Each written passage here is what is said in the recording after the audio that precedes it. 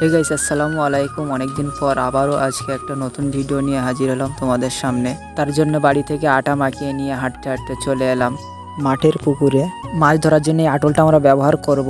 যেহেতু আটলটা বাগানের ভিতর ছিল আর বাগানটা কাঁটা দিয়ে ভরা ছিল, তাই আমার বন্ধু খুব সাবধানের সাথে আটলটা বের করার চেষ্টা করছে।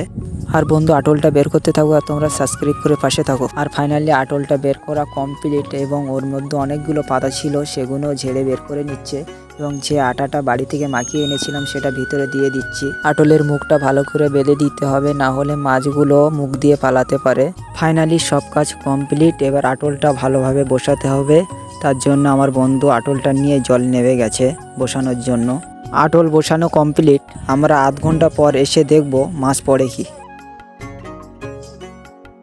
আধ ঘন্টা পর আমি আর আমার বন্ধু চলে এলাম আটল তোলার উদ্দেশ্যে এবং বন্ধু জলে নেমে গিয়েছে। আটলটা ফাইনালি তুলবে এবং দেখতে থাকো কি মাছ পড়ে। মাছ লাফাচ্ছে আটলের মধ্যে, দেখা যাচ্ছে। দেখা যাক কি মাছ ওইটা। আটলটা তুলুক এবং ফাইনালি আটলটা তুলে ঝাড়া স্টার্ট করে দিয়েছে। আর গাইস, একটা না দুটো মাছ পড়েছে। আর গাইস, ভিডিওটা ভালো লাগলে অবশ্যই লাইক করবে, সাবস্ক্রাইব করবে।